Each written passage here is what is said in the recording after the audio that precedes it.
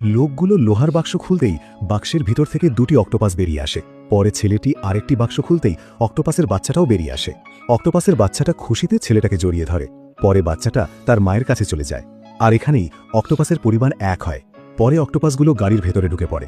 এরপর গাড়িগুলো বিশাল পাহাড় থেকে নিচে নামতে শুরু করে। আসলে ছেলেটা অক্টোপাসগুলোকে তাদের বাসস্থানে নিয়ে যাচ্ছে। গাড়িগুলো মাঠের মধ্য দিয়ে উঁচু নিচু ঢাল অতিক্রম করে এগিয়ে যায়। কিন্তু তখনই অক্টোপাসগুলোকে ধরার জন্য কয়েকজন এসে হাজির হয়। যখন একজন গুলি করতে যাবে তখনই অক্টোপাসটা গাড়ির ভিতর থেকে গুলিতে ধরে ফেলে আর নিজের হাত দিয়ে দুটি গাড়ি উল্টে দেয়। চিড়িয়াখানার লোকগুলো পিছু ছাড়ে না। তারা গাড়ি দিয়ে অক্টোপাসের গাড়িতে আক্রমণ করে দেয়। অক্টোপাসের গাড়ির দরজা খুলে যায় আর ছেলেটা পাহাড়ের খাদে পড়ে যেতে থাকে। ছেলেটা গাড়ি দরজা ধরে ঝুলে থাকে। হাত ছুটলেই জীবন শেষ। তখনই গাড়িতে থাকা অক্টোপাস ছেলেটাকে ধরে ফেলে।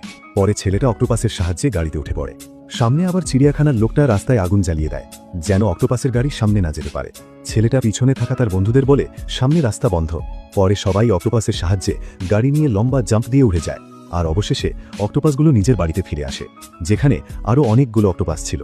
অক্টোপাসগুলো ছেলেটার কাছে বিদায় নিয়ে সমুদ্রের গভীরে চলে যায়।